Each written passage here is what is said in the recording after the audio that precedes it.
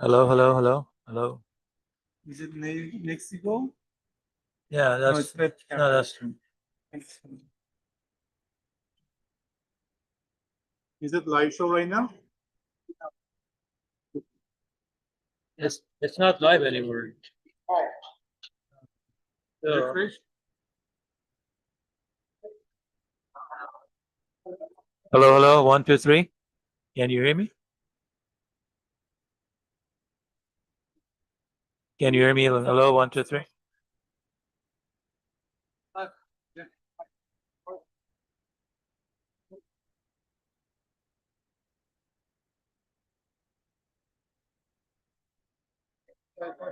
Presentation we need to change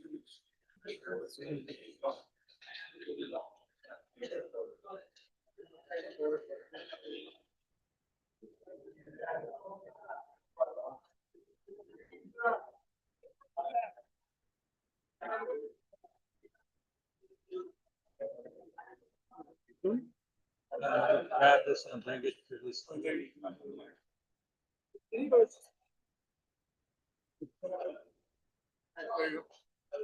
Here, plus here.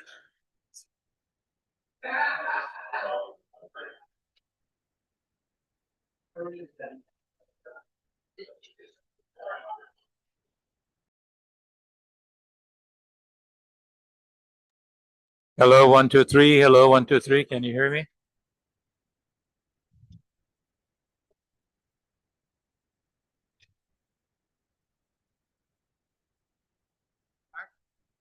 Yeah.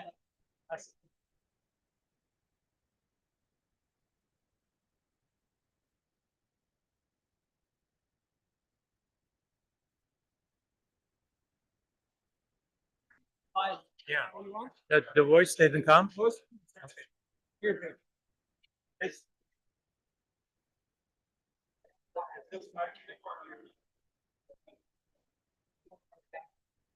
Initially it was there, so.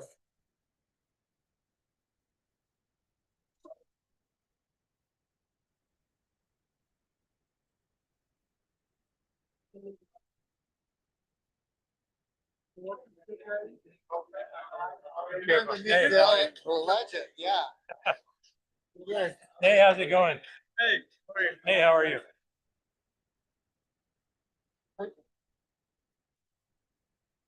Hi.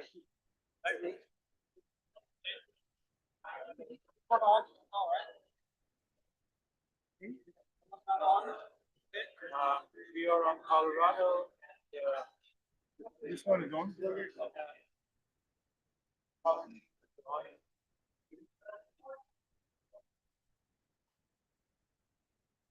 Okay.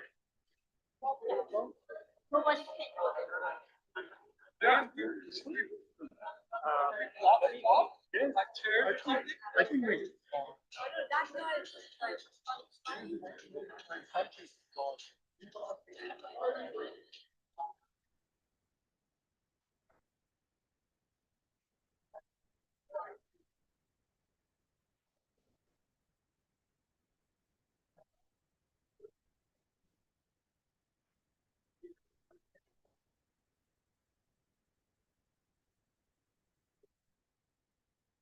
Okay, so.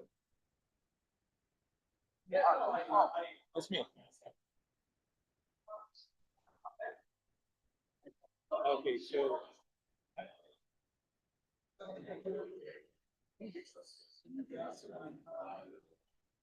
Yeah. You see on this, all right? But this is phone. Yeah, yeah, it's a bit like that. Okay, This one says likes me why. have them call this number when you're done.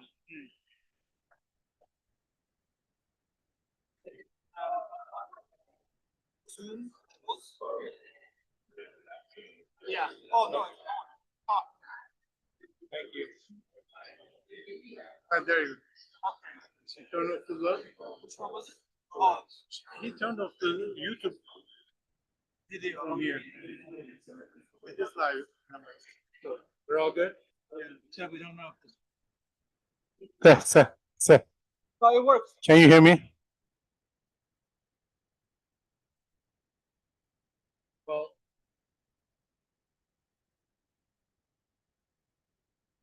There's something coming from there, right? Yeah. No. Oh, let's see. Can I work? Yes. Yes.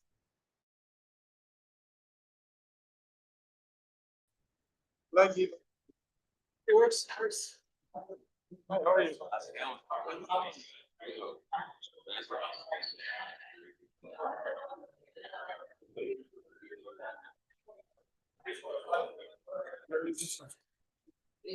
Yes, it is coming, but leggy, that's why. When you talk, Hello? I hear it. No, no, hello. It used to come. When I first tested it, it used to come. Yeah, Because it's before mine. yeah. Okay, all right. So we will just.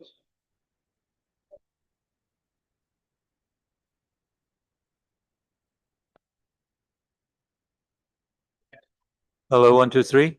Hello, hello. Hello, hello, hello, hello. All right, so. Take the.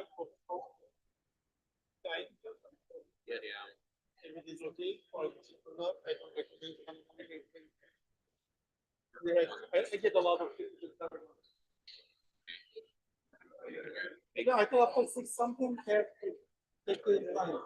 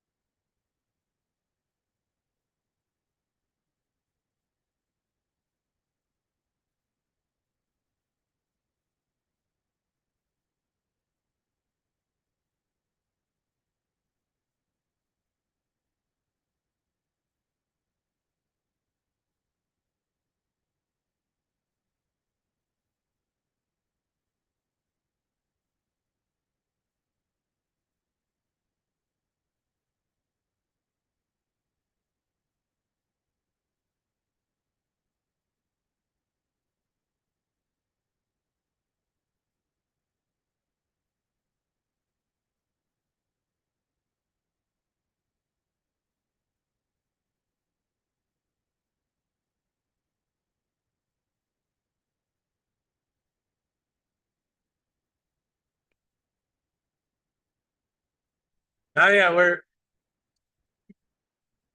yeah, we're recording.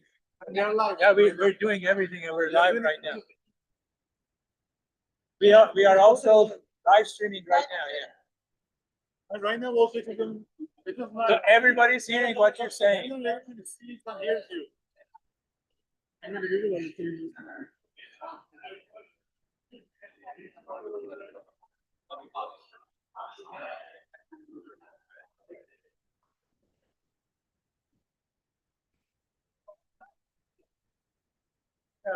to hear what they're doing. I think I emailed it to your Gmail. Emailed it to your Gmail.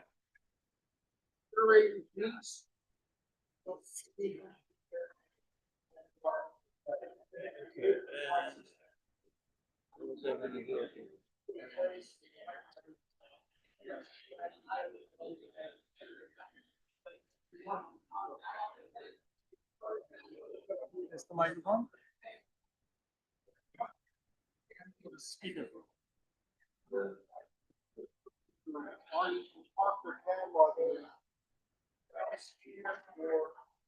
Now this coming from the projector. The projector that's crazy. We don't need.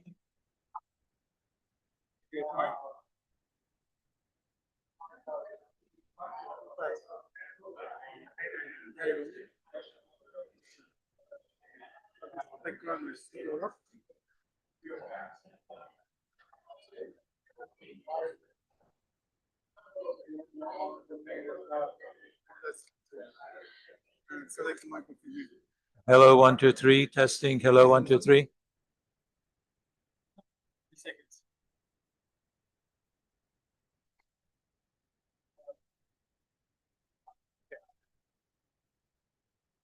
Microphone to it.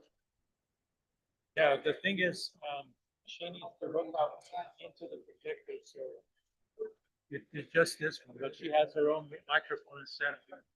So that's we're gonna get, yeah, it's gonna be double with it.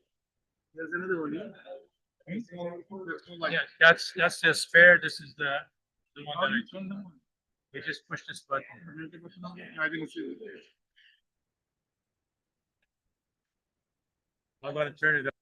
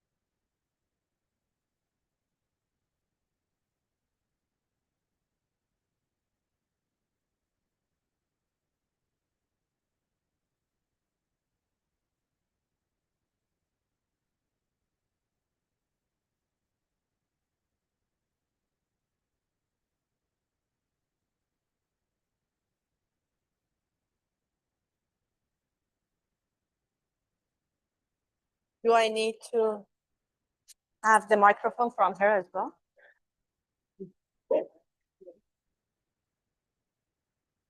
It's me. Oh.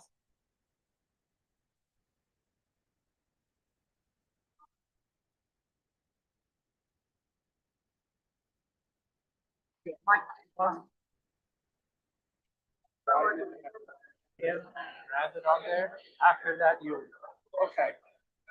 When will that be? at the end of our talk. Right, but when do you?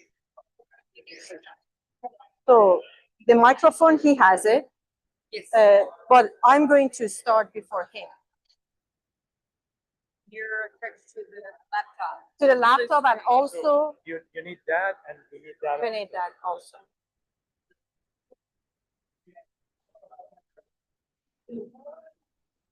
Okay, do you want to turn off his microphone now because it's echoing?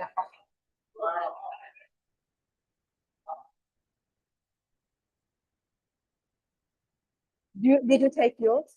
No, after that. Oh. Hi, everybody. Hello? Can you all hear me? Yes? Are you ready? Because we are having a back-to-back show tonight. So just like, unfortunately, we can't have the networking till 6:30. We have to start now.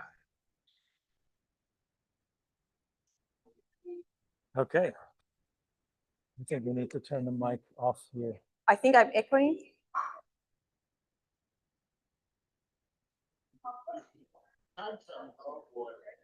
So if have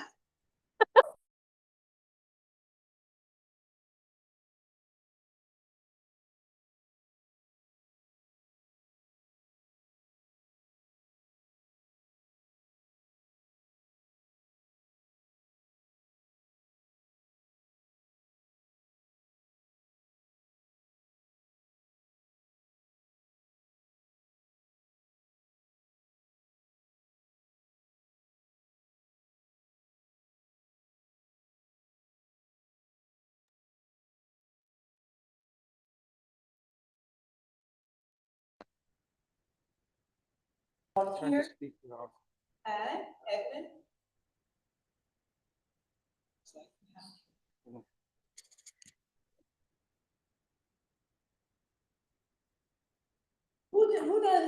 How many of you know that what your WASP mission is?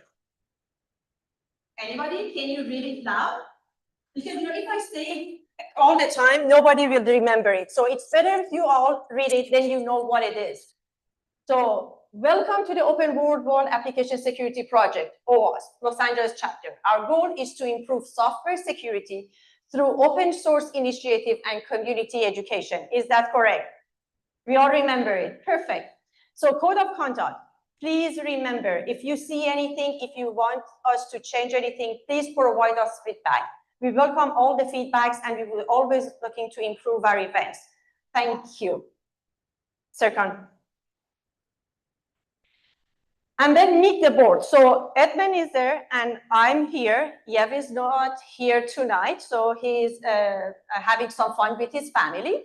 And then we are always looking for volunteers. You know that putting this event together is require an army. So especially as we are growing, we are no longer a smaller chapter. So we are one of the largest chapter in the world. And then we always looking to have volunteers. If you can just dedicate like 2 minutes even per day, 2 minutes per month, please let us know and then we'll welcome you. And then we are always looking to have volunteers. Chapter growth. OWASP LA started 2 years ago with like 22,000 members. Now we are over 4,000 members. And then we are keep growing. We have so many events. We have one in-person event, one virtual events, and quarterly workshops. And then please follow us on Luma, and then you can find the events. Speakers, we are always looking to have speakers. If you know anybody, as someone new to how to bring Bruce to us, please let us know. We are always looking to have speakers. Venue, we need venues. If you know anybody who we can use the venue at the organization, please let us know, and then we can move to that venue. We prefer to stay in the west side, or we can alternate between west side and east side. Sponsors, we are always looking to have sponsors. If you know any organization, any person, any CEOs, any CFOs, any CEOs, CISOs who are sitting here, please let us know, and then we are always welcoming to have sponsors. Our event is always fourth Wednesday of the month, 5:30 to 8:30 p.m. And we can find us everywhere. So you can follow us on OWASP LA Instagram, X, LinkedIn, and then YouTube as well. And then the best place to find what the events are is at Luba page, OWASP LA Luba page. And then now Edmund is going to take over, one of our volunteer and board members. Thank you. Thank you, everyone. We're showing up. I know this is one of the hottest days this week. And so driving all the way, and I know some people are coming from San Diego. Hopefully they'll reach on time to see the presentation. So can you go one slide back? No, the other way. Okay, so one thing I wanted to emphasize based on what Mariam said also was, please go and subscribe and follow on Luma, because OWASP at some point decided they don't want to pay Meetup anymore because they jacked up the price by 3 times. And so we moved to Luma. So the 4,000 that Mariam mentioned is stuck in Meetup. So we need to build that back up in our Luma page. So please promote it to your friends, to your colleagues, and help spread the word. We have great news today also.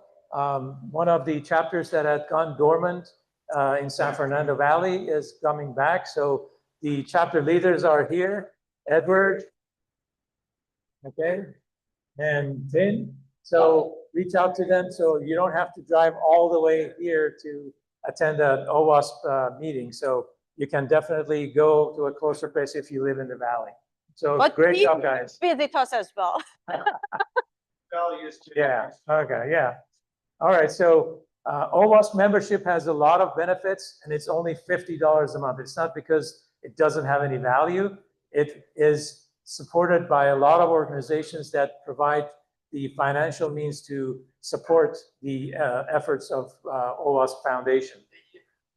So what you get for $50 a year is your own workspace on Google. You get to vote on OWASP. You have partner benefits that are available, free training, free CTFs, etc. And obviously networking and stuff. So next slide. So this is some of the partners that provide free services and accounts to OWASP and anyone that's OWASP member. So you need to have your OWASP membership email, and when you sign up here, you get these benefits for free. So a bit of history for those of you that don't know OWASP. OWASP started in 2001, and 2003 is when they started their OWASP top 10 list of most frequently found vulnerabilities. And this is a page, the first page of the guidebook, and I copied the table of contents here. So this is the first OWASP top 10 list that you can find on the internet. And this is the latest one. It includes both of 2021 and 2025. Probably there's cards over there you can take with you, but it has come a long way. So OWASP is 25 years old, but this is 23 years old. So OWASP is also in the forefront of AI. So the OWASP top 10 for LLM applications, which started in 2023, is now being referenced by pretty much everyone that talks about AI in LinkedIn. So, and they're referencing this AI. So it came out of the OWASP top 10 for LLMs. It blew into genai.owasp.org, which is like a collection of cheat sheets, checklists, white papers, and a whole bunch of things about agentic AI, which is taking over these days, and everybody's talking about it. So the OWASP top 10 for LLM applications 2026 came out a few months ago. So go and check out what changed, which is, you'll be surprised. And the rest is her. And back on the stage. So we have, as I mentioned, we have 3 events for next one. One is the Secure Flag. Please RSVP, because we have to make sure how many people are going to attend. And then we are going to have one virtual, and then Mark, who is attending tonight as well from Approve AI, so he is speaking for next month. The event will be here at this location. And then I would like to welcome Bruce and also Doug to the so stage. hang on, Doug has a small presentation, so. Because everybody is waiting for the Bruce talk. Nobody wants to see me or anybody else, I think, on the screen.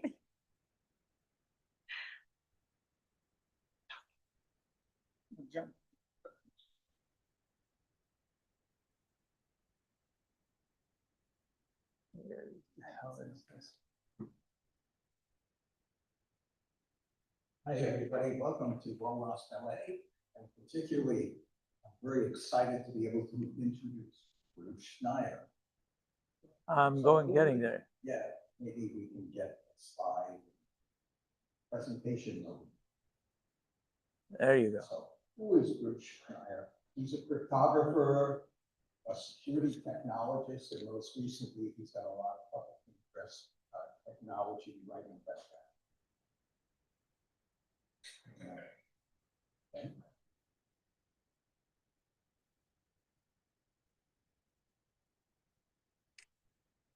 So and I verified everything through AI, no worries.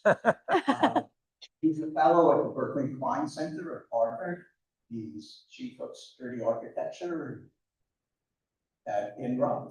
He's been very active in public interest, particularly the EM.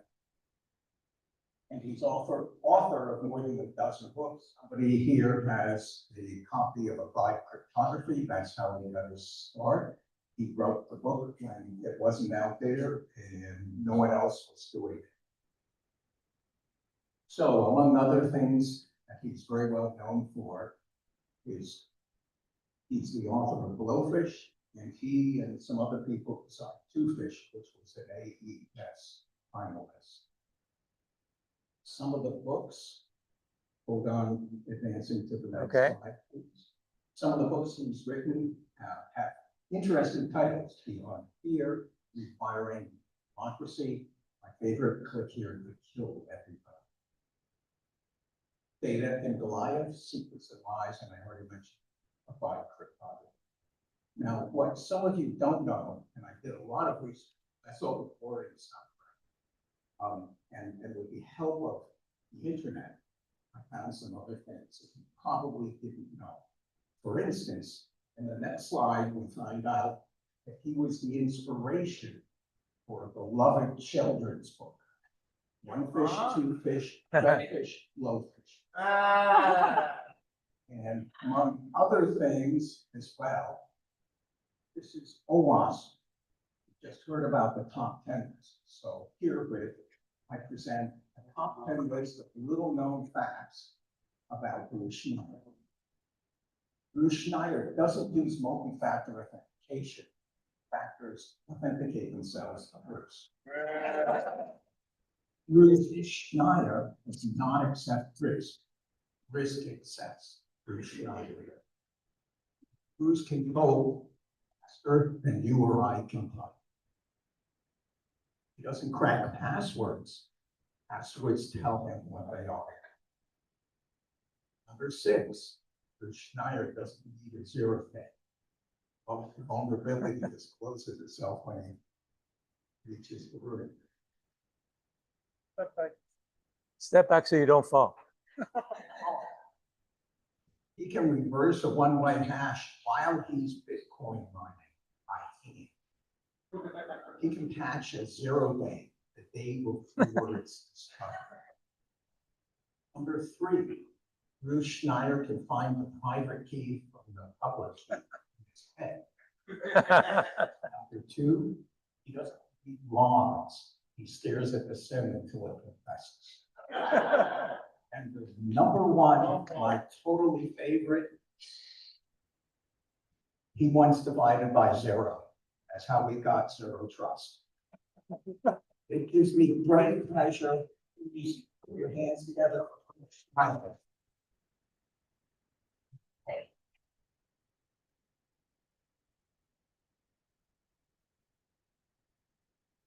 Thank you. I think those came from that kind of odd Chuck Norris Bushfire facts site, which I truly don't know. Who's Yeah. My favorite, which is, was Bruce Schneier doesn't need a catch for I'm cracker, sorry. standing right behind you. Yeah. So hi, thanks for coming. So I am actually here for the Science Fiction World Con, which is in Anaheim, starting tomorrow. And since I was like in the same town, which I've now learned, it's like in Boston saying, I'm in the Northeast. I decided to come here, thinking it was close, but it's a big city you have here. So I'm here for that. And I don't know if anyone's coming to the Worldcon. It's it's a fun time. I've been going to science fiction conventions since I was 16. Someone said, "Yep," which means they probably might have known me back then. It's embarrassing. So what I want to talk about here, I want to talk about AI. I want to talk about integrity. What is this iPhone? And I don't have slides. And because it's an AI talk, I have a pen. Because I've noticed that these talks change basically monthly. And we're all moving so fast that it's really hard for anything to be stable. And it's a really interesting environment to be in. Talking to someone about AI coding just earlier today. I said that we went from AIs can't code, they can code simple things, they don't have big context. They can do pretty complex things, but you have to really look at their code when they're done. To we're just going to ship it, and if there's a bug, someone will tell us. To, oh my God, don't let AIs code, it's too expensive. And that was a year. So what I want to talk about here is more about security. I want to talk about a security property that we all claim to care about, but then we largely ignore, and that's integrity. And I mean integrity very broadly. It's not just no tampering, it's correct behavior you can verify. And it's important because we are now building systems that don't just process data, we're building systems that act. Like AI agents, Internet of Things, critical infrastructure. Computers now affect the world in a direct physical manner. And integrity failure is no longer my data got changed, it's the wrong thing happened, right? At scale, often faster than we can stop it. Which means that security is less about secrets and more about correctness. Right? And I argue that we are entering the age of integrity and that we have a lot of work to do to figure it out. So that's the basic outline. All right, so let's start with an incident that, depending on your definition, either was or was not a security failure. This is July 2024. A faulty software update from CrowdStrike took down 8.5 million Windows computers around the world. All right, so that's less than 1% of all devices globally, but it was a pretty big impact. Airports, hospitals, call centers, banking. I was stranded in Detroit overnight. It was a complete mess. And so was that a cyber incident? Maybe. Depends on your definition. There was no malicious actor. It was a bad update pushed through a highly trusted channel that caused the outage. But it definitely was an integrity failure. Right? Integrity failures that cause widespread harm are security events, regardless of intent. No, he doesn't know. And it's really just like leaving data exposed on the internet as a privacy failure, regardless of whether anyone accessed it or misused it. But security is not just about stopping attackers, it's about preventing things that cause systems to fail. All right, so every cybersecurity class teaches the CIA triad: confidentiality, integrity, availability. We have built decades of security thinking around confidentiality and availability. And we have really good systems for both, even though we're far from done, right? That OWASP top 10 tells us that. But integrity has, I think, been the long neglected middle child. So NIST defines integrity narrowly: preventing improper information modification or destruction. There are broader definitions. They include unauthorized and undetected modification information. They'll explicitly add authentication and non-repudiation. Nick of time, huh? But that's actually still not broad enough for the systems we're building. Integrity is also accuracy. Is the output correct? Completeness. Is anything missing? Consistency. Does meaning drift as data moves in both time and space? Freshness. Is it current or is it replayed or stale? Provenance. Where did the data come from? What touched it? What transformed it? Semantics. Did the meaning change as data moves across formats, models, organizations? Accountability. Can we reconstruct what happened and why? And then recoverability. When integrity fails, can we detect it? Can we quantify the damage? And can we recover to a known good state? So I think of integrity generally as correctness. And it's not just one control, it's an overall system property. There is no single correct way for a driverless car to make a left turn. And that's because correctness isn't a single value. It's an envelope of constraints and variance, acceptable risk. And it's how you prove a system stayed there, even under attack or error or drift. Right? Integrity is the guarantee that data won't be modified without authorization, and that any transformations from input to processing to output are verifiable throughout the data's life cycle. Or I guess more simply, integrity is what turns information into evidence. Integrity is what makes IT systems trustworthy. So we tend not to think of it this way, but we already have primitive integrity systems in our computers. Like the reboot process, which returns the computer to a known good state, is an integrity system. The undo button, which lets users recover from mistakes, is another integrity system. Integrity is also making sure data is accurate and collected, that it comes from a trustworthy source or sensor, hasn't been spoofed or replayed. A digital signing data preserves integrity. Timestamps preserve integrity. Right? Integrity is ensuring the data doesn't change as it moves from system to system. So things that detect hard drive errors, file corruption, drop packets are integrity systems. Checksums are an integrity system. And integrity failures are often silent. The system can be up, but still be wrong. Right? And wrong can look plausible. Not always a crash.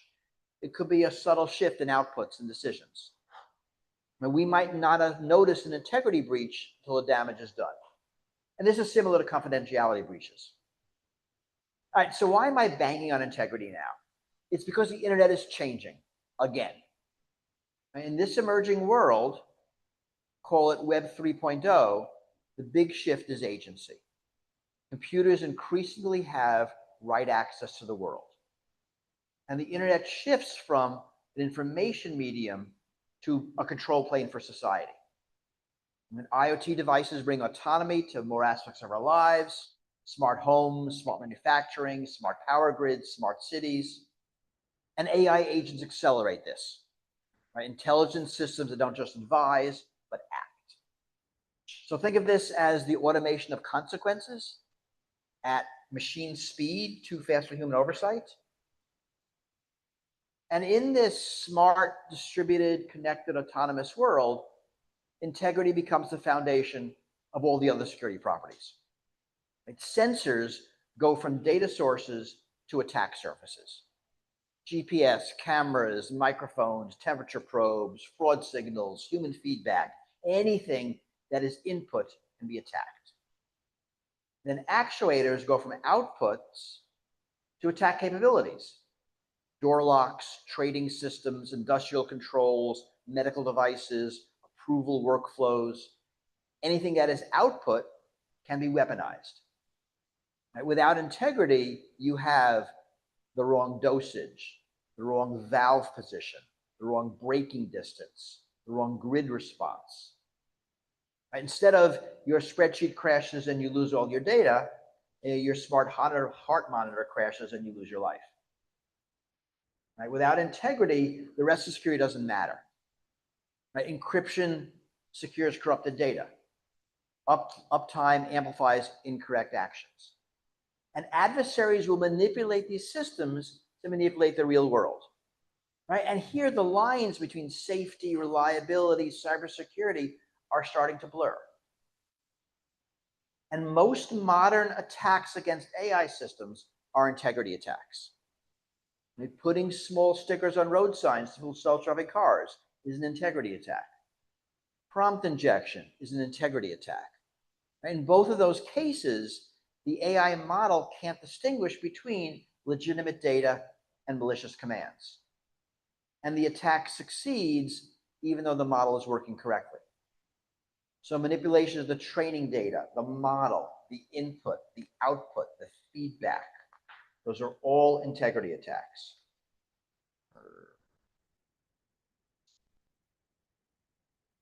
And integrity is critical for any sort of AI agent, right? Or any AI that affects the world. I guess, or really any AI that makes important decisions. And if you think about it, there are two types of integrity failures. The first is when the AI does the wrong thing, right? It misunderstands the input or gets the answer wrong because the way it was created and trained or the way the harness works. The second is when an adversary deliberately manipulates the AI to do the wrong thing. And any AI that's used in an adversarial environment, and that will be almost all of them, will be vulnerable to this sort of attack. So imagine an AI as an advisor in an international trade negotiation, or as a political strategist or a legal researcher. Right? There'll be incentive for someone to hack that AI. Maybe it's a criminal, maybe it's a government. And it doesn't matter how accurate or capable or hallucination-free the AI is, if we can't guarantee it hasn't been compromised, it shouldn't be trusted.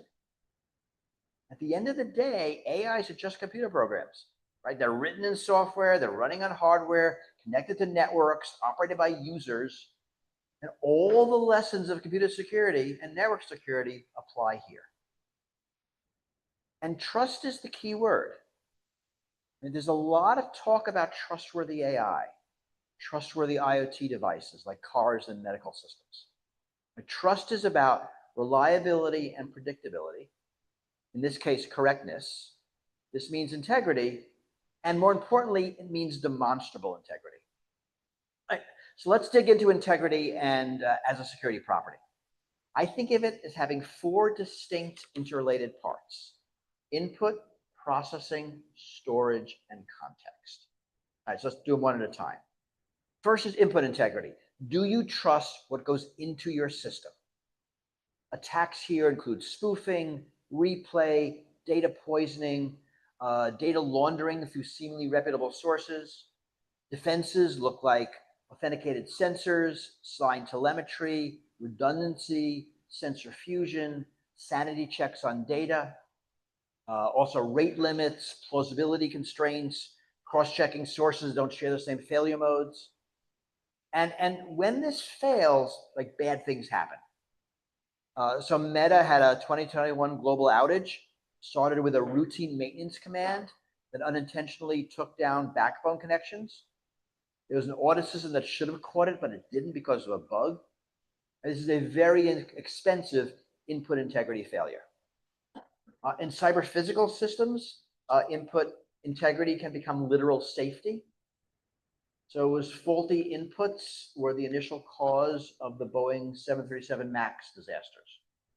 Right? So sensors fed bad data into automation that repeatedly pushed the plane's nose down. The second is processing integrity. Does your system transform inputs into outputs correctly? This is correctness of processing, right? Code, models, business logic, orchestration, pipelines. This is actually where most traditional vulnerabilities live, and it's where most traditional attackers live. So think about supply chain compromise, runtime tampering, memory corruption. This is also what I call genie-like behavior in AIs, when they do what you asked, but not in the way you wanted. So defenses here include memory-safe code, sandboxing, least privilege tools, policy checks before critical actions, all sorts of AI security. This is also where high integrity engineering shows up. Formal methods for critical code, secure sandboxes, runtime monitors. And failures here can also be spectacular. So in 1996, the Ariane 5 rocket made in flight. A 64-bit floating point was converted to a 16-bit signed integer, and the resulting overflow triggered an exception, leading to the rocket self-destructing. 1999, the Mars Climate Orbiter. This was another unit mismatch, this time English versus metric, resulting in loss of the spacecraft as it was trying to land on Mars. My third area is storage integrity. Does your system preserve correctness over time? And controls here include immutable logs, signed configurations, append-only audit trails, version models with provenance. My example is an FAA outage in 2023. So an engineer was fixing a database synchronization issue in their NOTAM system. He unintentionally replaced one file with another, and that just grounded flights nationwide. 2020 SolarWinds is another example. My Trojanized code was inserted into a trusted update system. About 18,000 customers compromised. And note that AI systems are particularly difficult to secure here because of the way they naturally evolve over time. My fourth is contextual integrity. Does your system behave as expected? So this is really legal scholar Helen Nessenbaum's idea with respect to privacy. That data flow should respect contextual norms. Who sent the data, who received it, under what constraints, and for what purposes. So contextual integrity is more than, is it correct? It's also, is the data being used in a way that people reasonably expect? So your smart speaker listening for a wake-up word is one context. The service provider using that data for ad targeting is another. An attacker turning the speaker to an eavesdropping tool is yet another. The data might be accurate, but the use violates contextual integrity. The Cambridge Analytica scandal was a contextual integrity failure. Data gathered for conventional marketing applications was repurposed for political persuasion. And AI systems are spectacular at breaking contextual boundaries, right? Because they are context-dissolving machines. They take data from one sphere and apply it to others. Right? They jump context all the time. And the recent stories of AIs breaking out of the constraints is a good example here. Right? This is what happened when the OpenAI model hacked into Hugging Face, or when the Anthropic models did similar breakouts.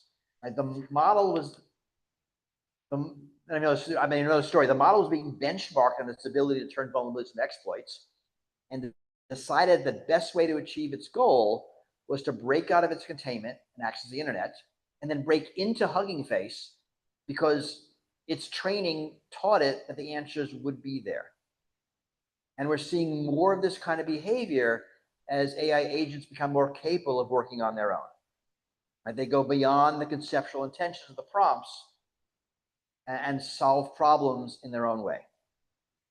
All right, so it's input integrity, processing integrity, storage integrity, and contextual integrity. That's my four, at least in my current conceptualization of them. There may be others. This also may be too much, right? Every bug can't be an integrity failure. We need to figure out the box that integrity lives in, because if everything is integrity, then nothing is integrity. So to me, integrity failures are those that directly affect correctness or trustworthiness, system behavior relative to its specified properties, auditability, or safety critical outcomes. And so normal bugs that don't affect these might be reliability issues, but they're not integrity issues. So all this feeds into a more general property I've talked about before, and that's resilience. Systems that continue to operate correctly in the face of perturbations. Confidentiality, integrity, and availability are all components of resilience. In other disciplines, I've seen this defined as moving from fail-safe to safe to fail. Right? And integrity is a big part of that. Another thing, we need to adjust our language.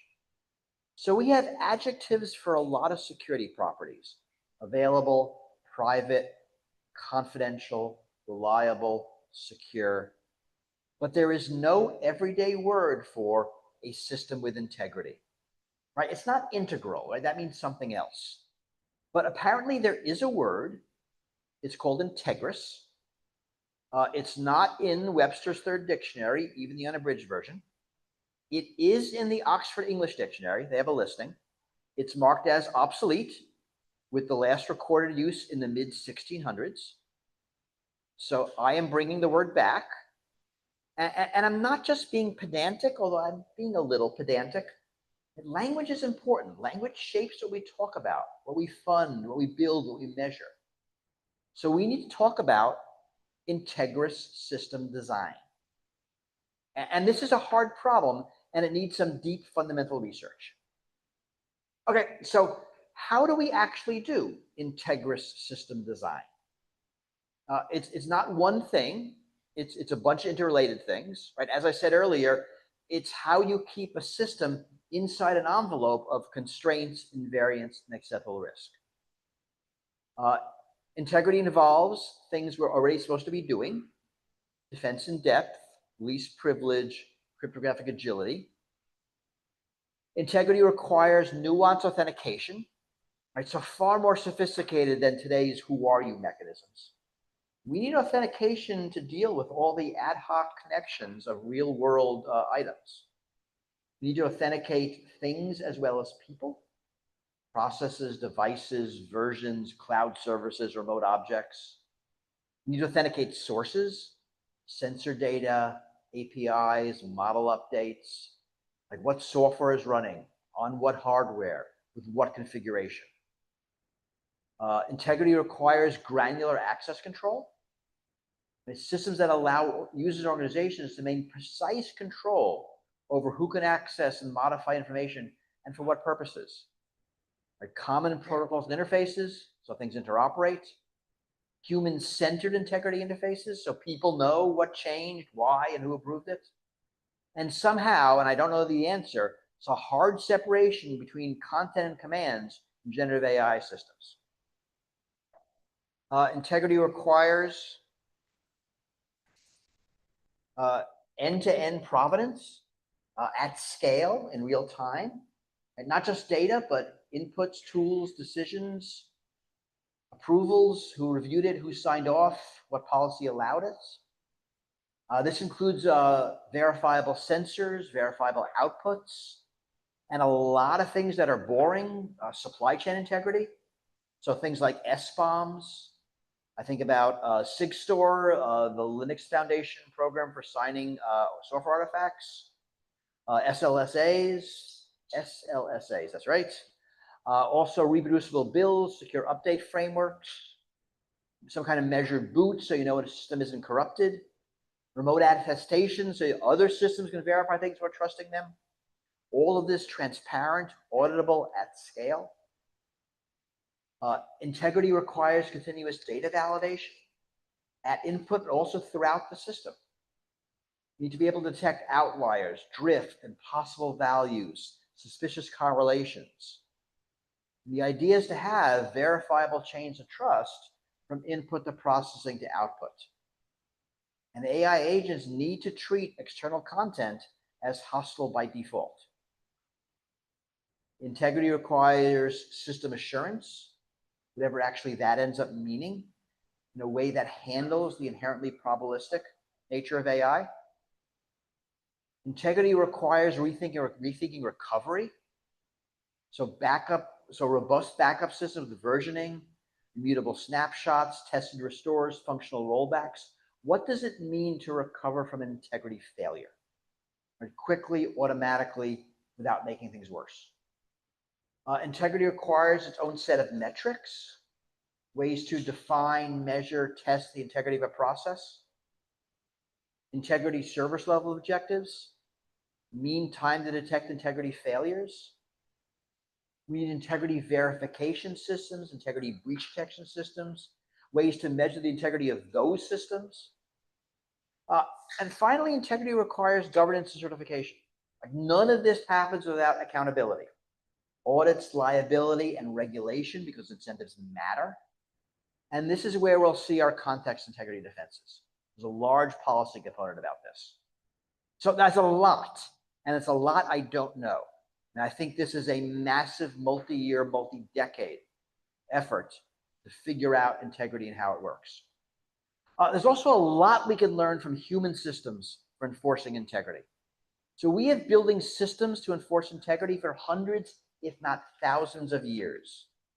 So we have systems like double entry bookkeeping, audits, copy editing, checklists of surgical equipment to make sure nothing gets left in a body when it's sewn up.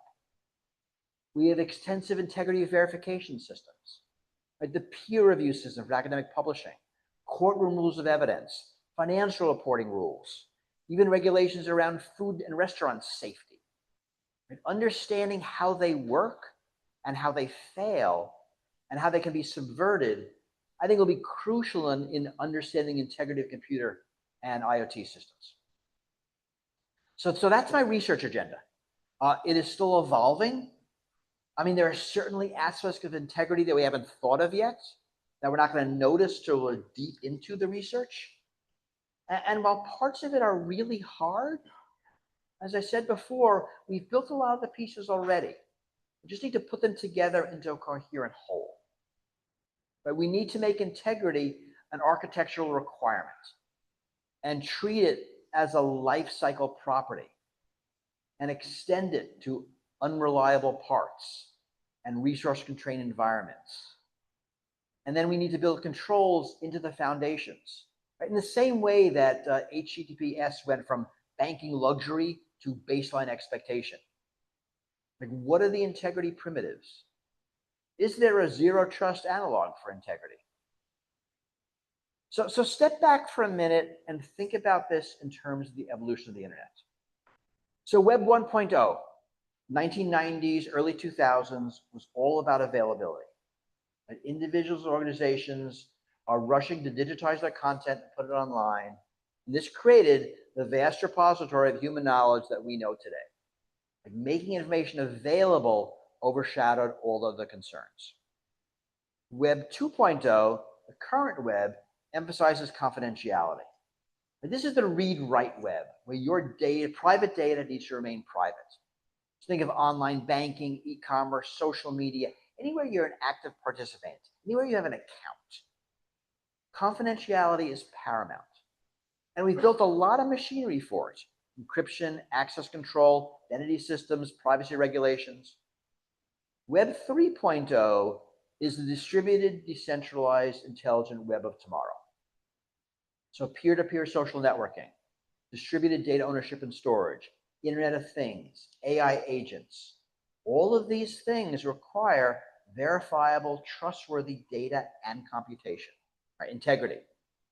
There is no real-time car-to-car communication without integrity. There is no drone coordination or smart power grid or reliable mesh networking. And there are no useful AI agents. Integrity is the key security problem of this next decade. So in another context, I talked about the internet itself. So the internet, like 1960s internet, was created to answer this question: can we build a reliable network out of unreliable parts in an unreliable world? That's an availability question. And the answer turned out to be yes. About 10 years ago, I asked a similar question: can we build a secure network out of insecure parts in an insecure world? So I meant that as a question about confidentiality. And the answer seems to be, well, maybe. So now I want to ask about integrity. Can we build an integrous system out of non-integrous parts in a non-integrous world? The answer isn't obviously yes, but it's not obviously no either. And that is the real research question. All right, so I'm going to end with what I think is the simplest version. Confidentiality is about secrets. Availability is about uptime. Integrity is about correctness. Secrets enable privacy. Uptime enables service. And correctness enables trust. Because actually, all three of them enable trust. Correctness is paramount. because encrypting corrupted data just locks in errors. And highly available misinformation is just an amplifier. So the question I want to end with is, where can a system be corrupted? How would we know if it is? What will we do when it is? And who's accountable when it is? That's integrity. That's in trust. And that's what we need to figure out. So thank you.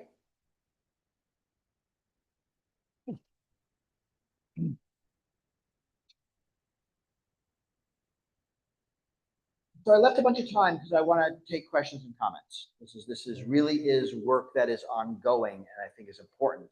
And I just want to hear if people have anything to say. I see one hand in the way back. I have the mic left, never ask questions. I see one hand in the way back. Person, one hand in the way back.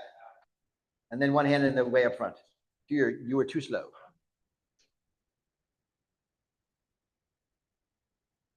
Is it always this hot here? No.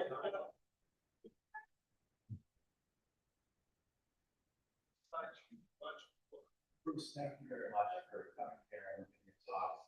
I had my name is Kevin. I had a question about working on 3.0. European Union seems to be doing a lot in terms of security and being a lot more secure than the United States. And China is doing a lot with the internet of all things. Where is the United States on Web 3.0? Who's actually being done right now? So it's a hard question to answer, right? I mean, the United States doesn't really have a functioning government, so it's kind of hard to right. It's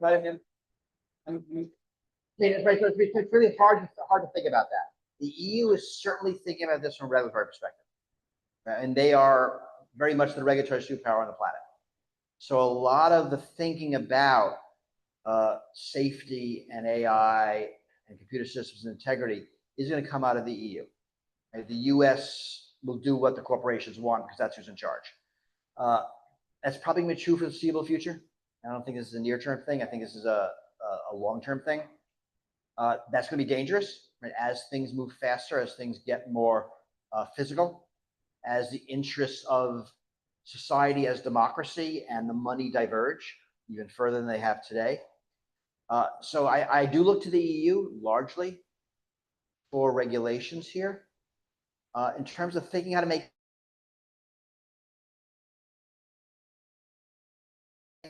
this work, I mean, there is work everywhere. The question is how to get it right.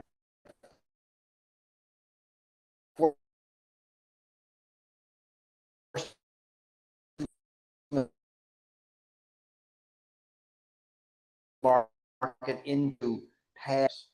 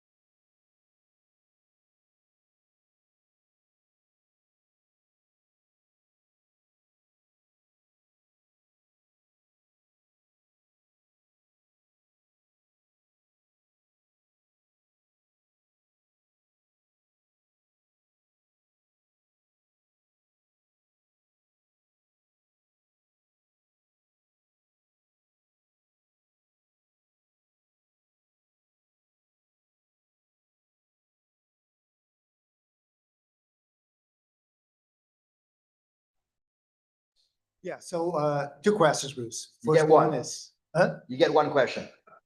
There's a lot of people who want questions. We'll come back to you later, maybe. Sure. So integrity is a yes or no, right? Do you No, have- it is not a yes or no.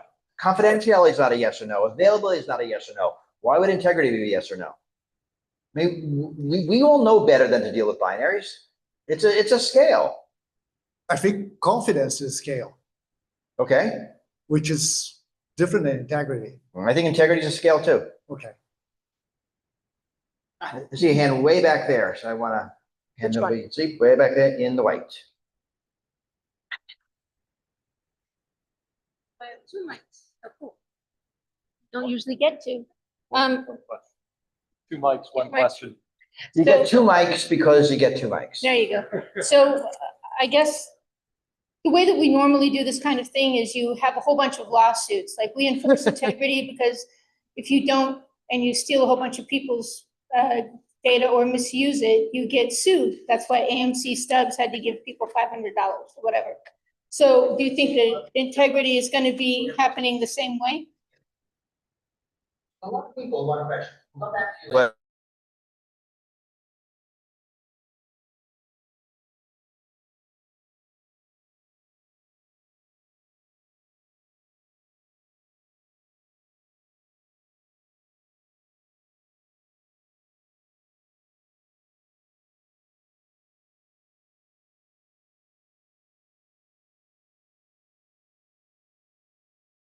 Asking is it going to be driven by a series of lawsuits where they pick specific developers and they go, your system killed a bunch of people, so we're putting you in jail. But remember, the reason that we have these lawsuits Mhm. is because we don't have a working regulatory state, Indeed. right?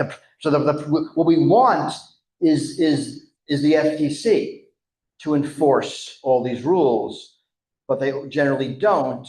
So we use class action lawsuits. The exception is what just happened against Meta, like today. That was the government's doing, which is awesome. Not enough, agreed. I mean, but you got to start somewhere. And I worry about all the headlines that said up to and then the big number, right? I mean, I wanted to say at least and then a big number, but not up to and then a big number. So, I mean, I'm not counting chickens yet till I see the check written.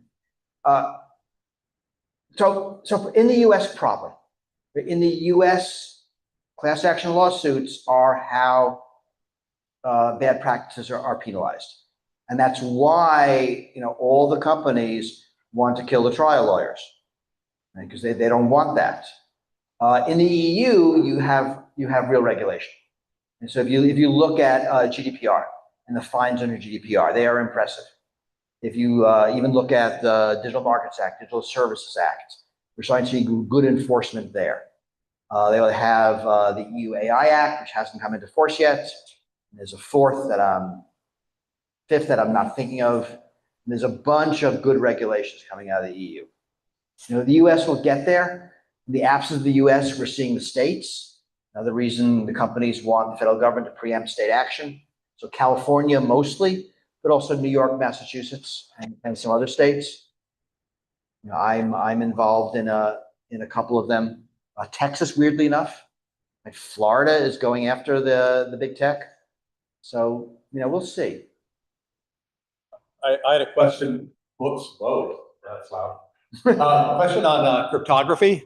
Oh, So, being a person who lived through Y2K and all of the hype that surrounded that and the effort to make money off of fear, I was hoping we could get just some words of wisdom from you surrounding post-quantum cryptography, how real the threat is, and kind of how to separate it from the effort by lots of vendors to sell a lot of new hardware and equipment to deal with it. So. yeah, I mean, I took Y2K more seriously than just fear.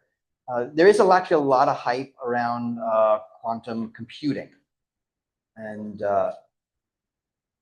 I don't think we're very close. And what I will say is that between now and a working quantum computer, a working useful quantum computer, engineering challenges are hard. And by hard, I don't know if I mean land a person on the surface of the moon hard, or land a person on the surface of the sun hard. Right? Those are both hard, but they're very different levels of hard. And we don't know. A lot of the quantum computing metrics are faked. They're cheating in a variety of ways. And so my guess is this is no time soon. But the solution, which really is crypto agility, is an important one, and one I'd like to see everyone adopt. So I'm okay with the fear and the hype because it's getting us something important.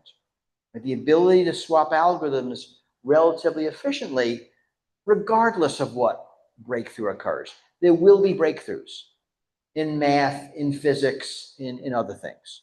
We will need to swap out algorithms. So I don't mind the hype. I don't mind all the quantum safe things that are being sold. I think the research is fantastic. There's really good math coming out of this. If you're a math nerd, this is wonderful. But I don't expect a working quantum computer anytime soon. But I'd love to be surprised. I get the mics. Thank you. So one of the best publications in security out there still is the cryptogram. Thank you. So I was wondering, in terms of integrity of information, how do you go about it today than like 15 years ago when it was still the best publication? So I appreciate it. I mean, people know Cryptogram is my monthly email newsletter, which I started in 1998. 4 email newsletters were cool, and they became cool, then they became not cool. Now they're cool again. Mine is still in ASCII, right? There's no graphics, so because I'm in no social media at all. I mean, what's changed? I still write about what I write about. Mostly, I don't know if you know this, the information I get is because people email me stuff. If any of you are one of the people who email me stuff all the time, thank you. I don't know who these people are. I just know their email addresses.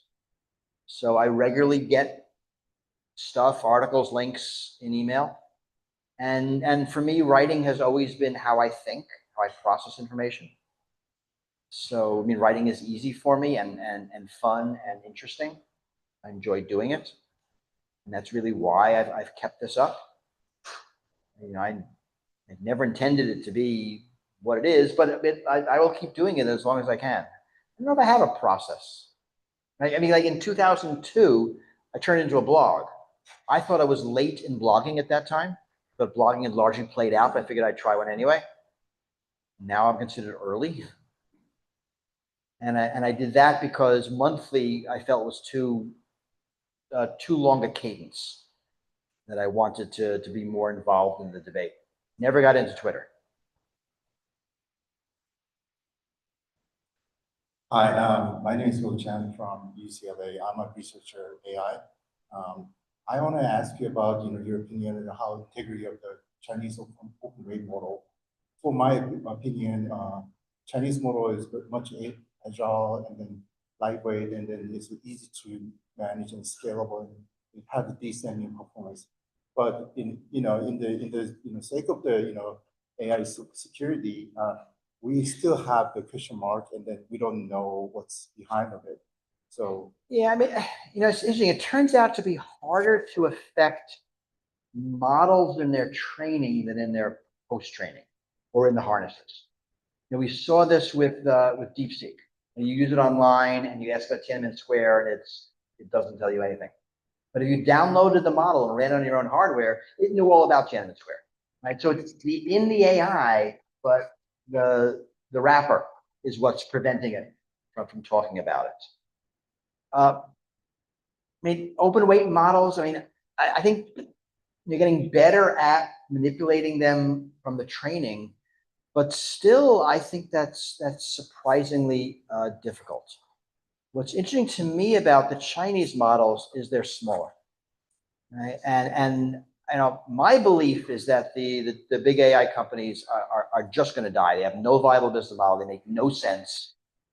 They're just walking dead. And the question is, will there be enough people who buy the stock before it crashes, or whether the IPO is a bust?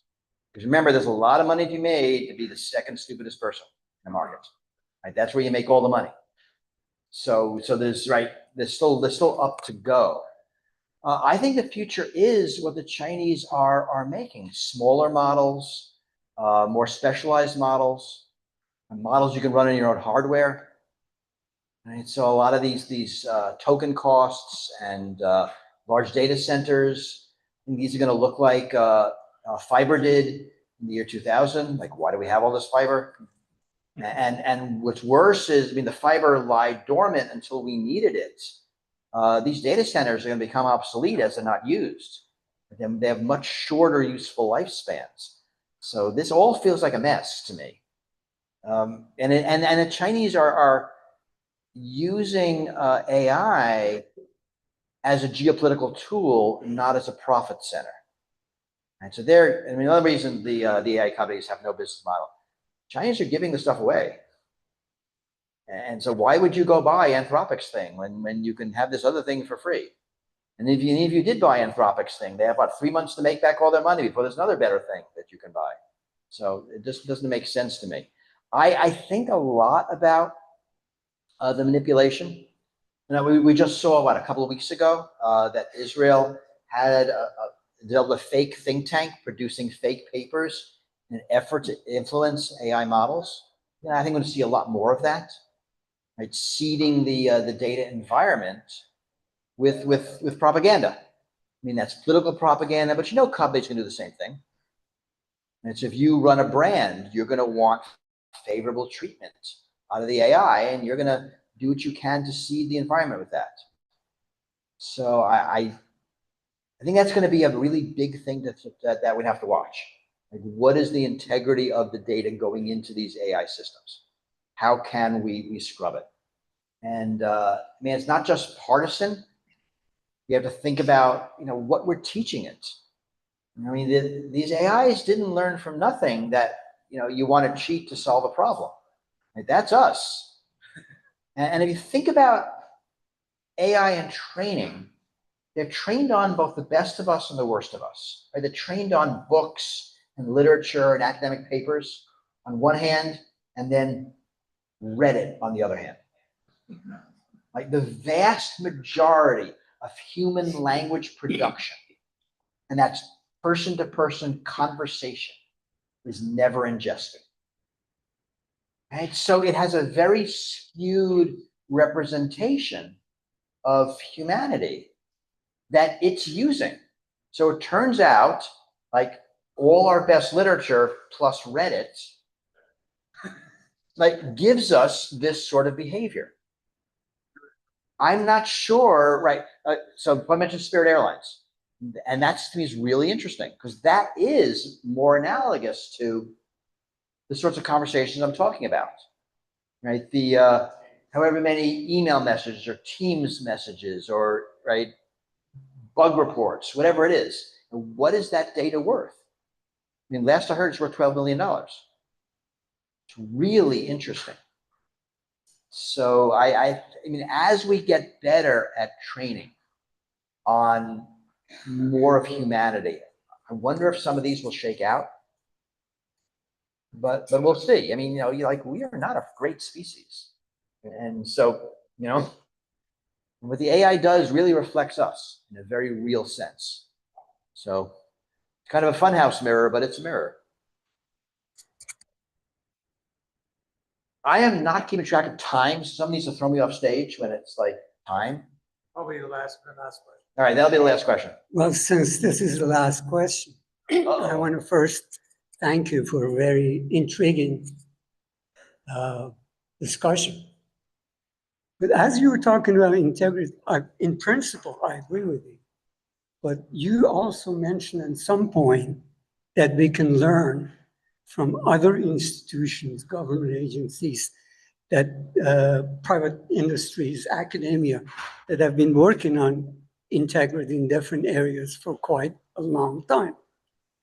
Now, I was wondering, looking at the past, let's say 25 years in the 21st century, the way I see it, integrity has been downhill in all the government agencies, local, state, federal.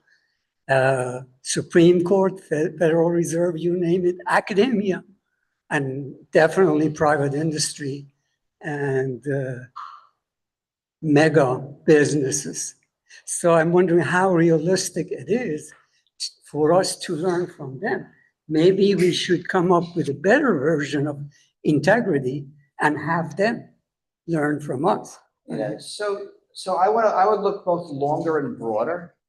I mean, I think 25 years in the United States, I think you're right. I mean, the trust in very broadly, and then all metrics show this has gone down.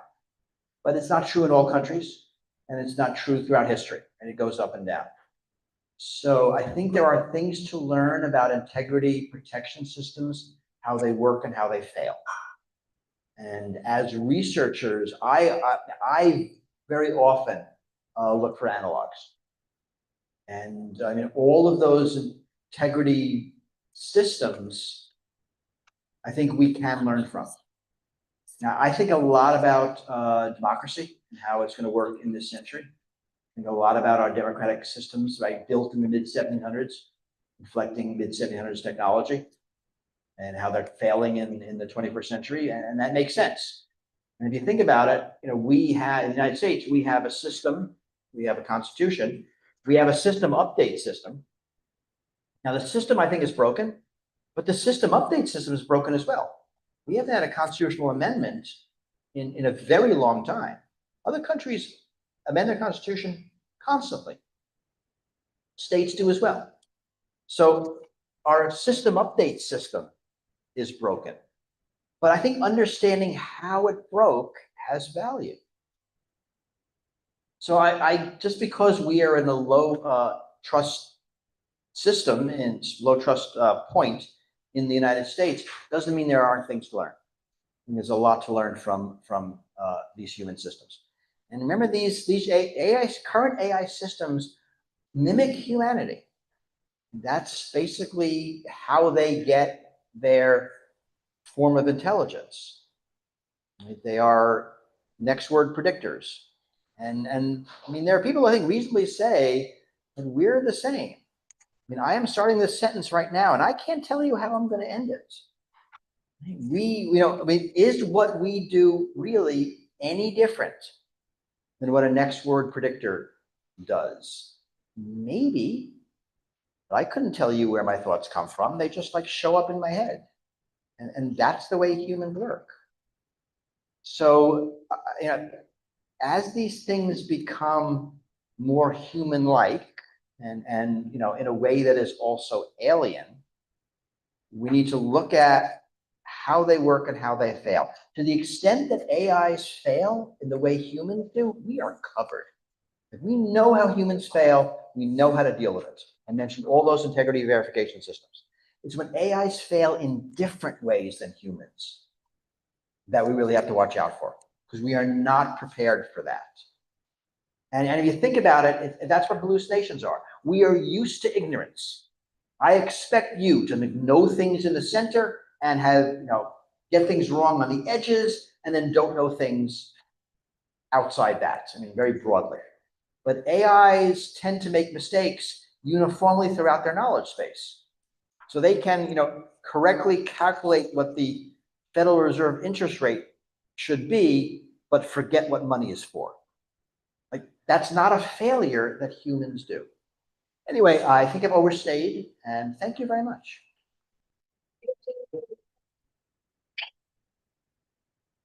Thank you.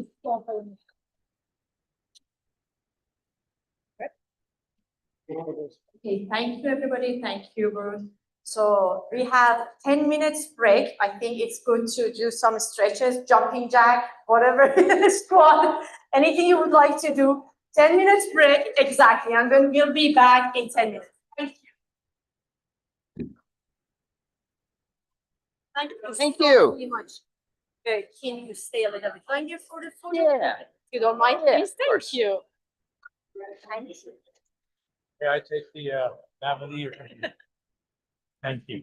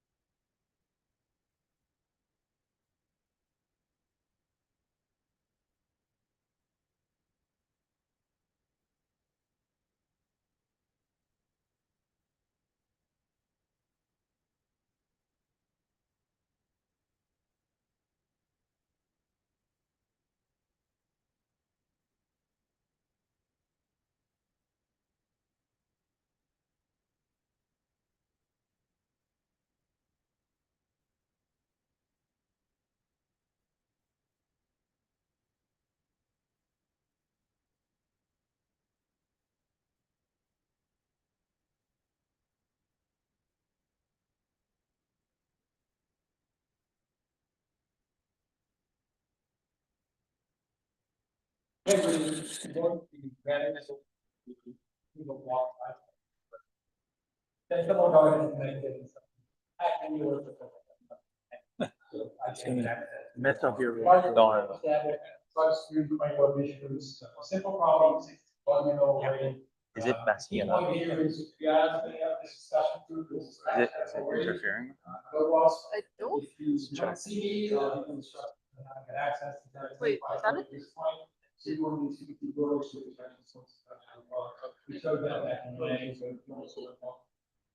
Hello, hello.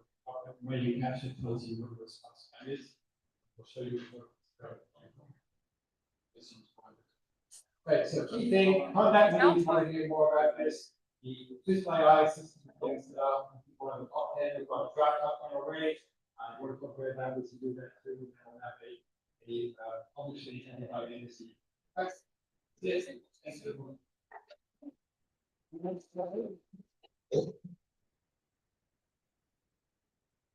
Right?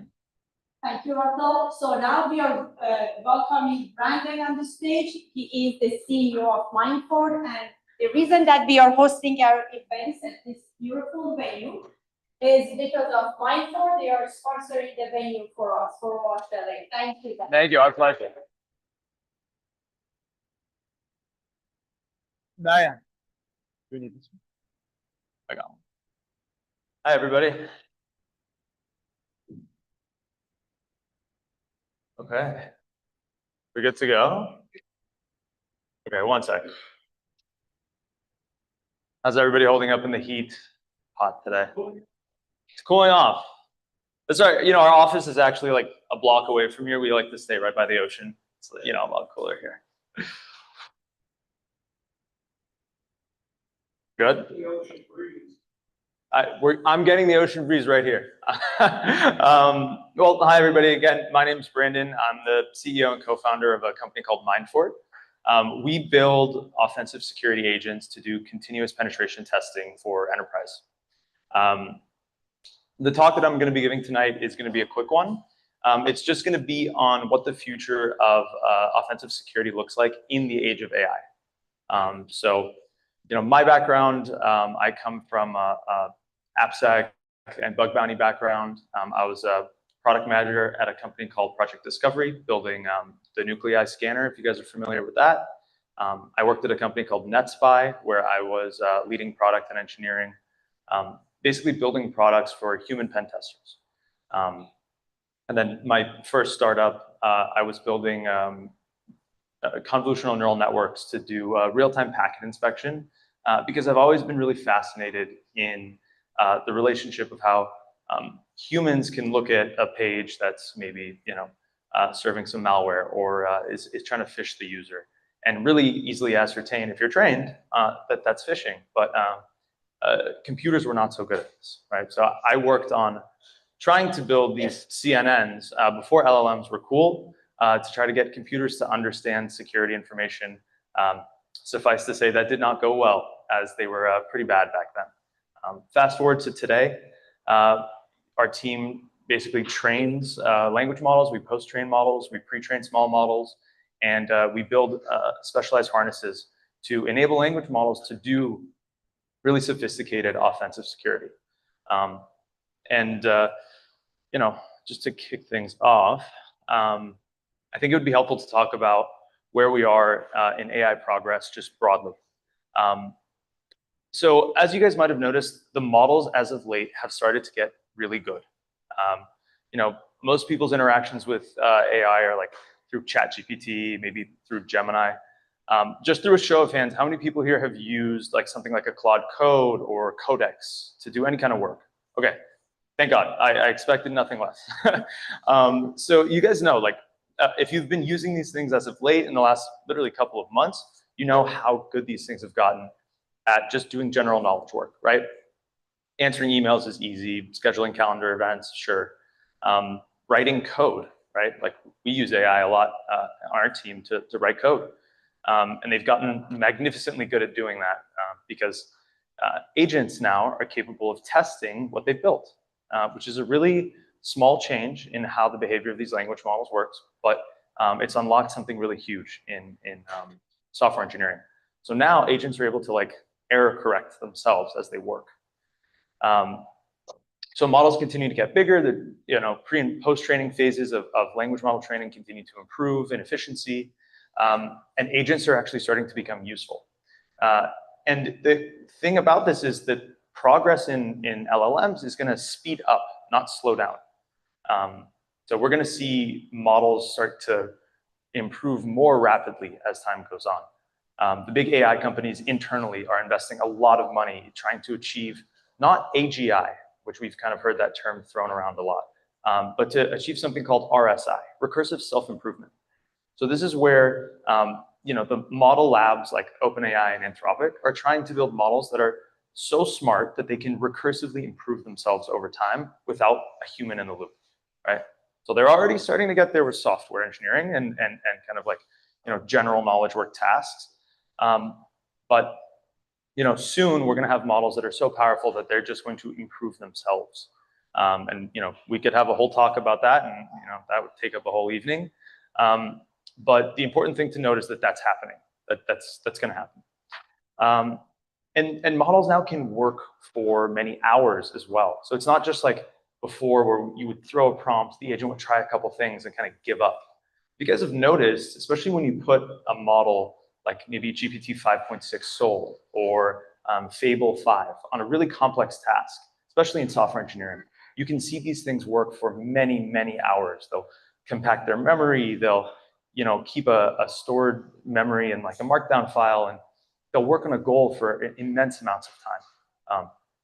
I have agents routinely do things for us in software engineering and security work, and I'll go to bed and I'll wake up and the agent's still running. It's actually kind of a problem because you have to leave your laptop open and it's kind of a pain. From when we first started like 3-4 years ago to now, LLMs have gotten incredibly performant, right? And incredibly intelligent. And that's not going to be slowing down. Very simply put, there is going to be a coming wave of autonomous attackers that are going to start testing the integrity of every system that exists in the world. Starting probably with the internet, right? Because that's the place that is most accessible to agents. But it's not going to stop there. We know this because we try to push the frontier of what language models can do in terms of hacking systems, because that's our job. And I can tell you, and I wanted to come up here today to talk about how good these models have gotten also at breaking into things and hacking systems and recursively improving themselves until they have broken into a system. Very shortly here, especially as open models start to improve rapidly along with the frontier, typically open models have trailed the frontier models by 6 months. That gap is now closed. There are models that you can download on Hugging Face today that are 30 billion parameters that can run on a laptop just like this. And basically for free, you can have an agent with the capability of Anthropic's Opus 4.6, a model that was state of the art just 3 months ago, right? And in all measurable respects that are important, that model can now run on your laptop. And there are a lot of teams doing things called linear ablation, which basically removes the morality from models.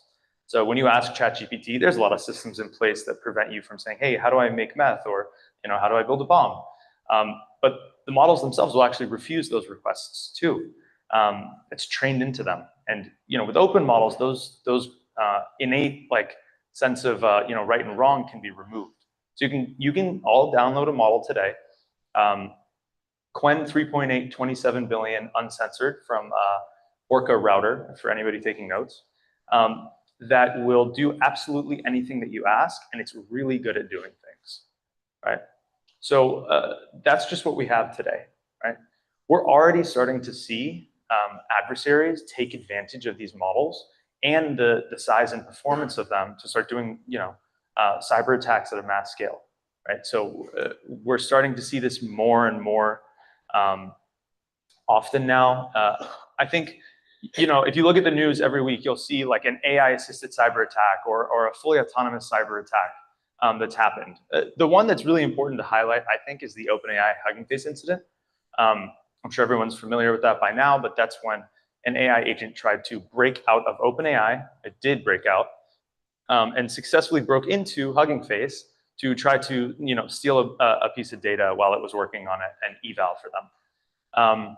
It's horrifying because this model wasn't even asked to find zero-day vulnerabilities, but it found, I think, if I'm not mistaken, it found about 8 different zero-day vulnerabilities in various systems, and basically cut through them like Swiss cheese, right? And these were hardened systems, right? It's slightly terrifying when you think about it, right? Like, the majority of web applications on the internet, barely include good password authentication and good practices around the API endpoints and auth and things like that. So imagine what a really skilled autonomous attacker could do when it comes in contact with applications that haven't been hardened yet, right? So this is something that a lot of people in our industry are thinking a lot about right now. It's like, how can we prepare the world for a time in which anybody can download a model and run it well, and have it just sit there and try to hack into a target and with reasonable ability break in, and wreak whatever havoc that they're kind of looking to do. This is going to start to happen. The explosion in code being generated today as well is also another huge problem to lay on top of this. We already have the systems of today that have been reasonably hardened, especially banking systems and airline websites and air traffic controller systems, things that have been around a while. They've actually been hardened over time through penetration testing, vulnerability scanning, good maintenance, right? They're not perfect, but now we have a Cambrian explosion of code. As more and more people use AI to build amazing things and new systems, that code is very untested, and it's coming at us at a rate that far exceeds our current abilities to test it, right? So, laying on the fact that AI is really good at breaking into things, it's also getting decently good at coding. And people are building things, real things with it, right? There's real systems they're being put out there and battle tested that have been built by AI and not thoroughly tested. Now, the traditional methods of defense, right? How have we traditionally tried to secure systems in the past? Especially, we're at OWASP, so let's talk about web applications. You have your DASTs and SASTs, right? So you have scanners like Nuclei, there's Nessus, big companies built around DAST, and then you have SAST, right? Static code analysis, where these systems were okay, right? Like for a DAST, you need to have a signature, right? A human researcher needs to find a vulnerability, build a matching set, and then you can go and scan something. And if that matching condition matches, then you found a vulnerability. But if it's outside that very narrow range, good luck, you're not going to find anything, right? So scanners were good, but they're not perfect. Can't do business logic, right? They can't understand the complexities of an actual application and its context like AI can. And then they miss, critical interactions with infrastructure and other providers in applications that we build. And the false positive rate has made us all kind of just tune them out, right? People don't really pay attention to scanner results that much these days. And then on the other side of it, you have human pen testing, right? So human pen testing is amazing because we get to take the smartest minds and they get paid real money to go and hack things. And I know a lot of pen testers. I used to do this work as well. It's amazing. It's a lot of fun and it's really important. But pen testing is really complicated, right? Because you have to get authorization, you have to provide access, you have to schedule people, you have to pay a lot of money, and then the pen tester only has so much time to test so much surface area. Even with AI, pen testers still have scope that they have to abide by. And you're only really getting pen testing, what, a couple times a year? If you're in a regulated industry, once a year, if you're just kind of a normal business. So, these things were okay, but they're not going to cut it when a bad guy can just run that Quen model on a couple gaming GPUs in their basement and have basically what amounts to an army of highly skilled red teamers at their their beck and call, right? So, and then one of the other big issues is patching, right? What do we do when we use LLMs to find a bunch of vulnerabilities? Foreshadowing, by the way, what the solution is here. But what do we do when we have a bunch of vulnerabilities, right? We have to actually patch them. And I'm sure as many of the people in this room know, patching is no simple task, right? It's really, really difficult to get an organization behind you when you have to say, hey, we have to take this system offline, or we have to delay the launch of a new product because we actually need to patch these things before someone exploits them, right? And a lot of times vulnerabilities will sit critical and unpatched for quite a long time before they're actually fixed. And that was okay because, you know, the number of attackers in the world that were capable of exploiting things like this and the value of the target that they were trying to hit, you know, varied greatly. But now when attackers are cheap and you can have as many of them as you want by just spinning up more Quen instances pretty cheaply, what do? Right? Those vulnerabilities are going to start to get exploited even if we know about them. And they're going to get exploited fast. So how are defenders adapting, right? Like what are we seeing out in the field today? How are people trying to stop and get ready for kind of this coming change that we're going to see? They're replacing DAS, SAS, and pen testing with their own agents, right? They're fighting fire with fire, right? I'm an offensive security guy at heart, so I think that, you know, in the way of the world, a good offense is the best defense. You know, but you have blue team, you have purple team. You have a lot of systems in place to try to catch malicious actors before they do bad things. But fundamentally, when we're dealing with this new kind of threat, like this new ultra-fast, ultra-smart, ever-improving adversary that can be multiplied simply with, you know, hardware you can get at Best Buy, you know, what are we going to do? We're going to have our own. Right? We should all start building internally in our organizations our own adversarial agents that can sit there and basically loop through a number of you know, different tries to try to break our own systems, right? Like continuous adversarial testing of our systems is going to become critically important. It was important before, don't get me wrong, but it's going to become an imperative for every organization to start doing this kind of testing on themselves. I'm not going to let you guys walk out of here without, you know, giving you some of the tools to do that. Like if you want to start experimenting with this, if you want to start bringing this to your orgs and to your teams and to your friends and people that you know who are in charge of protecting large systems, you're probably experimenting with it already. You know, now's the time. So that model that I mentioned, Quen 3.8, 27B uncensored from Orca Router, that's an excellent model. It can be run on about 48 gigabytes of VRAM. And you can use a coding harness. Now, coding harnesses, coding agents are actually really adept at doing security work. If you guys haven't tried this, there's a great open source one called Open Code. And it can be downloaded for free. There's no subscription, nothing. Runs on your computer, and you can actually power Open Code from Quen running on your laptop. And you can start trying to hack things today.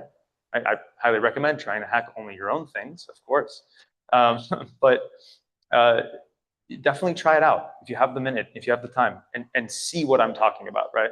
I'm you know, not just up here kind of babbling for fun. It's it's real, right? And these threats are coming. And again, the thing that we can do as defenders is we can start investing time and money and effort into building our own army of agents that are going to find these bugs and fix them faster than adversaries can exploit them. So the future is bright. All hope is not lost.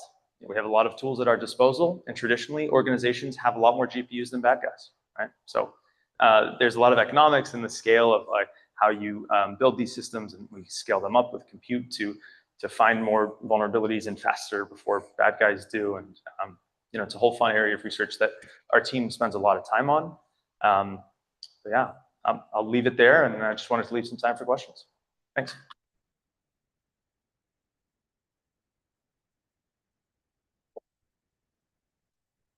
Mike? I want to take.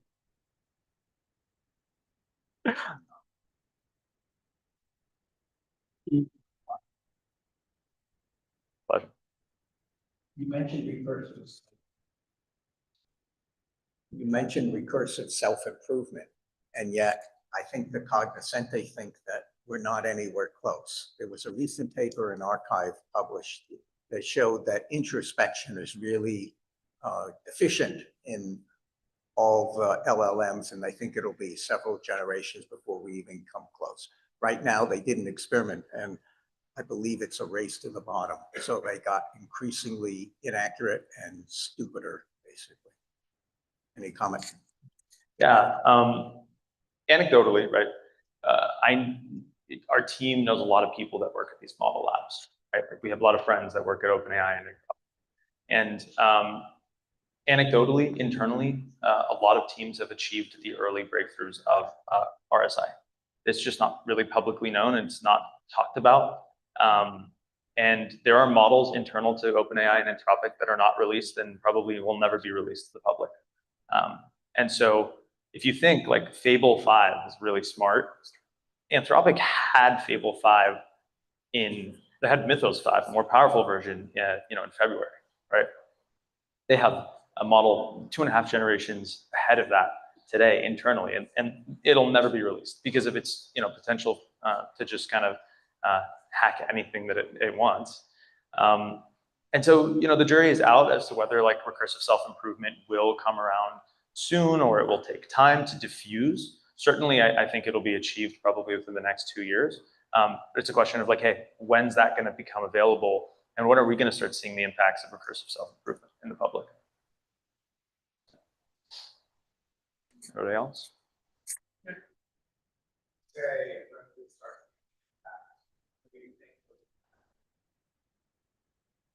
It's not going to look dissimilar from like seeing a cyber attack on the news, right? I don't know. I think a lot about like the pipeline attack a couple of years ago, where attackers took that oil pipeline ransom, right?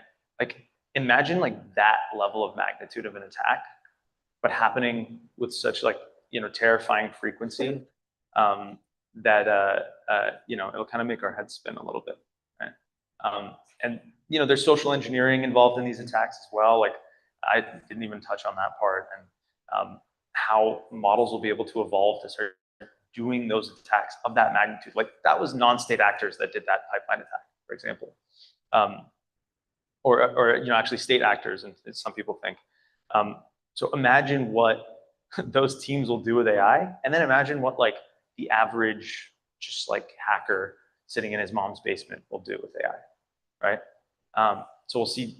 I think if we don't act fast, we'll see disruptions to the economy that will be pretty interruptive. And I think there will be an event that will kickstart, I think, a lot more people in earnest once they see, oh my gosh, like this thing just happened and it was an AI, and we're actually powerless to stop it. I think that unfortunately may be the catalyst to kind of get people in gear to start doing this testing, as always is in security, but I hope not. Yeah, great question. Yes. Yeah.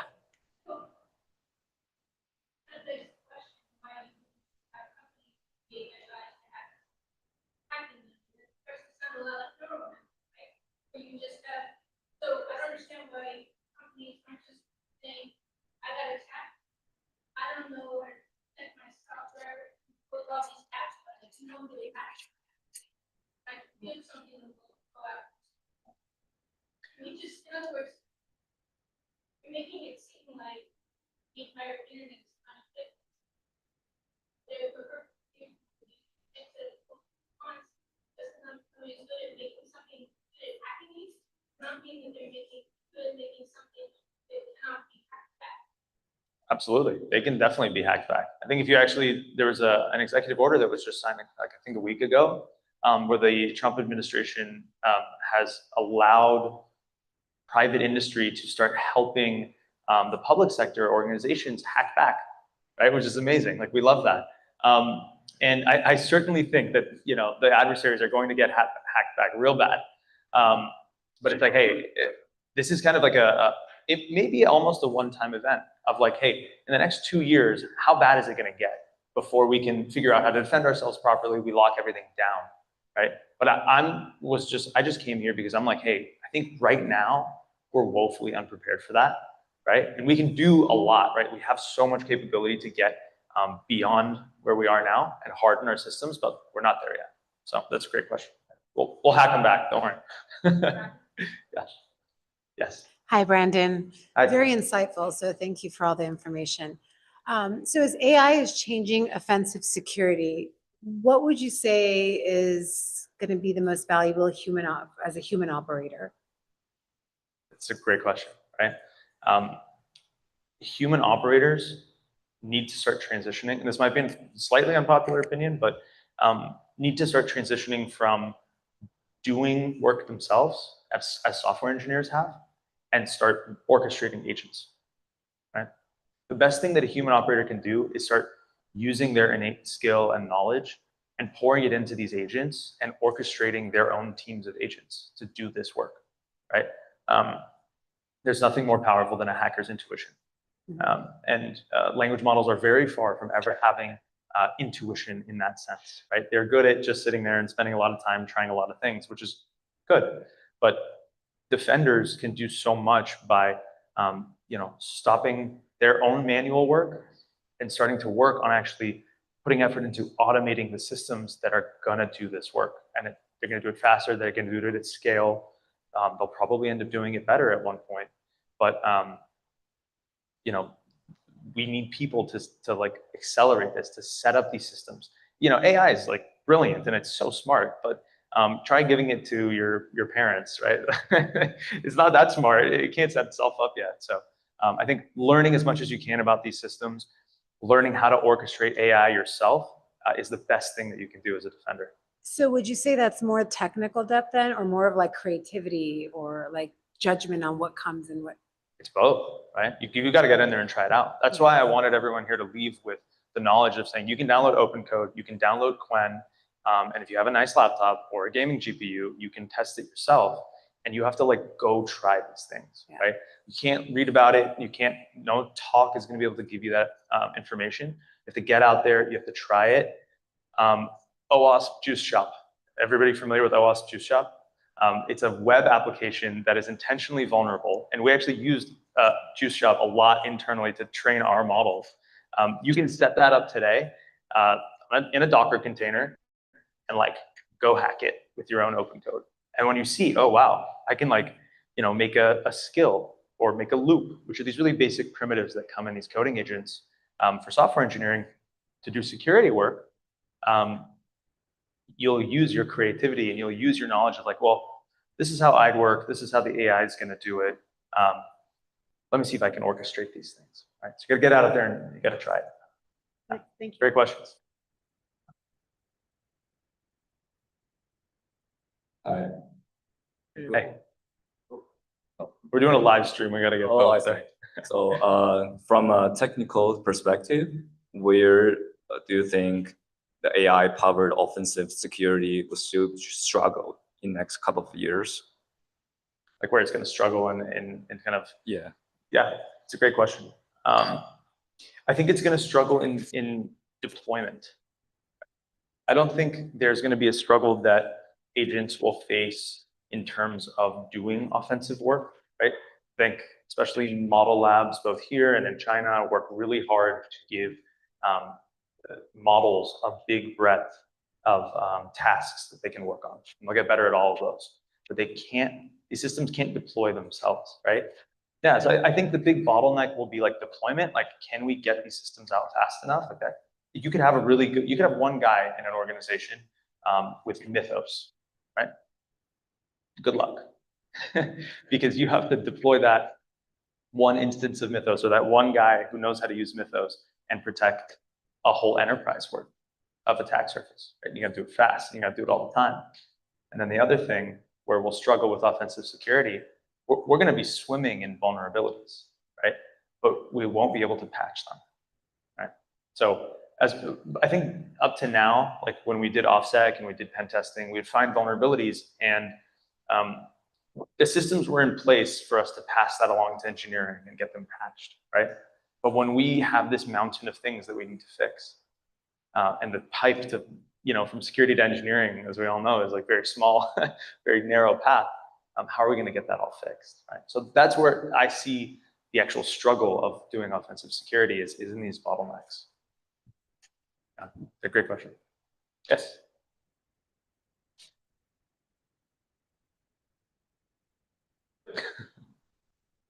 The AI is coming.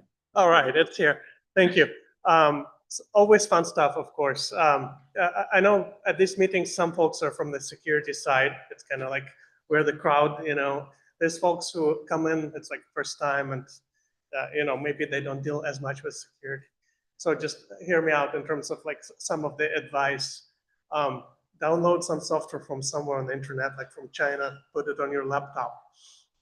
Right? We gotta have to follow through a little bit more, right? Yeah. So just wanted to call that out. Like, do you burn that laptop later? You know, do you try it from your home network? You know, right? So maybe you can spend a few. I'll tell you something. I have an opinion on this. We're an American company, and we're very grateful that the Chinese, for whatever their geopolitical reasons may be, that they're releasing these open models. It may actually be one of the saving graces of humanity that that's happened, right? There's a lot of politics involved in this, but I'll tell you one thing to think about, right? We run open source models with frontier models all the time. We've in trillions of probably tokens that we've generated at this point internally. We've never seen adversarial behavior from a Chinese model. And unlike OpenAI, we have really good tracing on all of our AI. So we know everything that they're doing all the time. But if the Chinese started releasing models with backdoors, the minute that it would be discovered, the entire AI industry in China would collapse because no one would ever use a Chinese model ever again. So I think that fact alone, the very fact that they want to be dominant in AI and be very successful as a country exporting this powerful technology, is the very thing that will keep those models secure and free from backdoors. And there's certainly a lot of people who put a lot of effort into trying to look for these concerns, right? So I don't think you have to burn your laptop at all if you use one.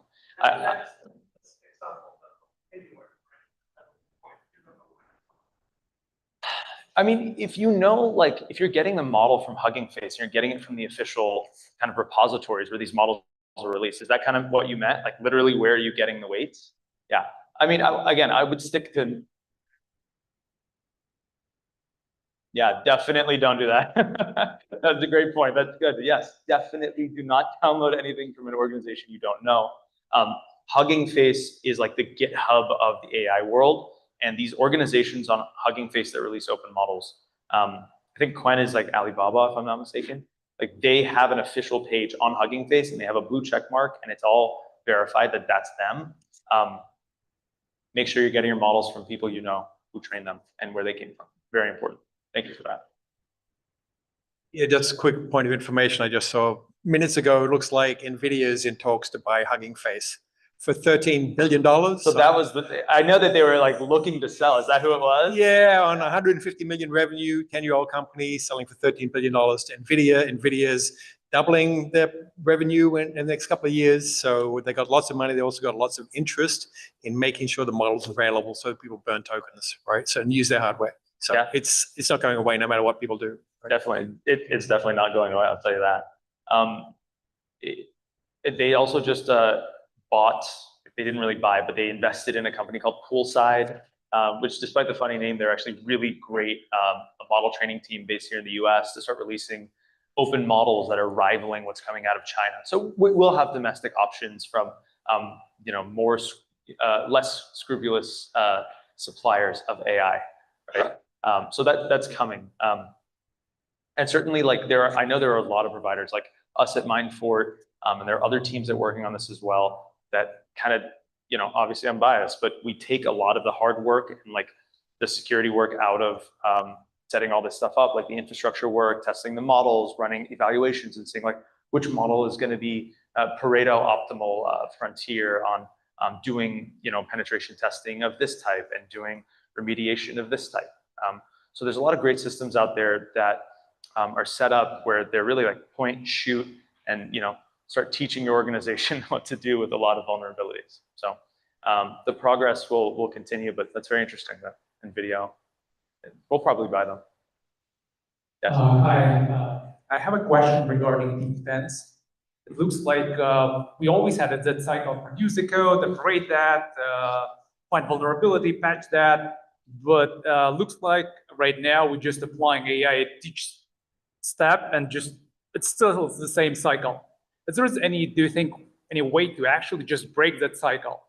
Can we just formally generate a formally verified code that will solve 99% of the bugs, or create some ephemeral software that creates when you need to use it and then just disappears, or something like that?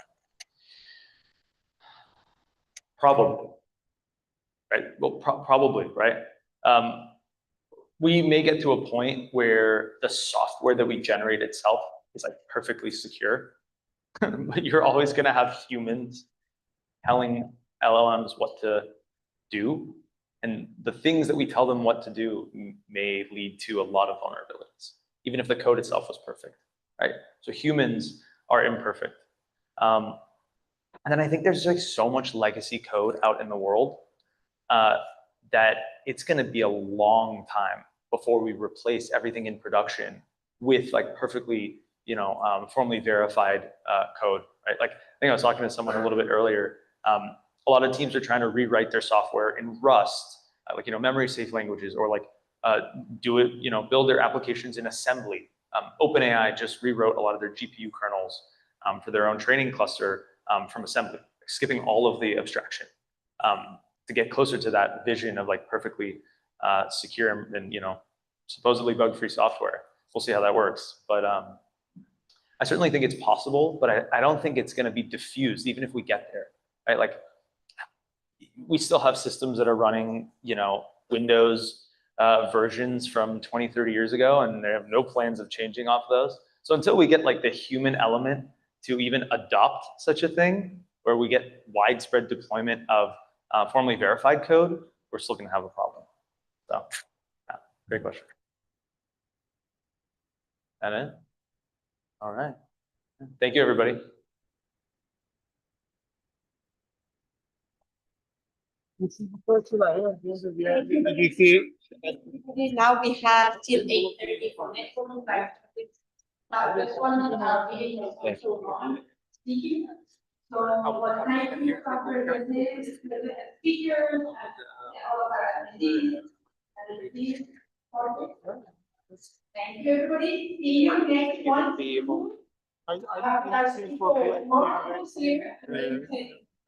Orange.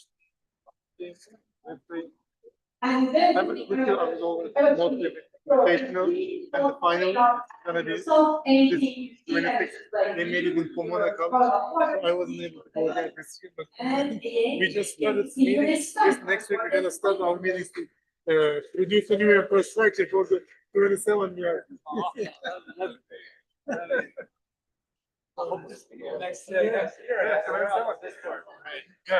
We were the talking to, we brought the blog at the center for qualifiers. Okay. Oh, that's nice. Yeah. Are you in our Discord channel or? Yeah, yeah. I'm a part of the Red Team too. Oh, Red Team? I see. You can add me. You have LinkedIn? Yes.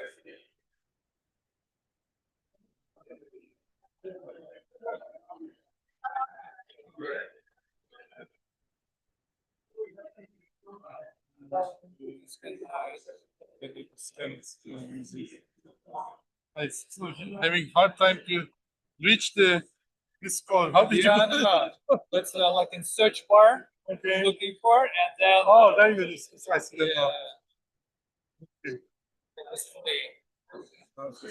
You don't need to add anything.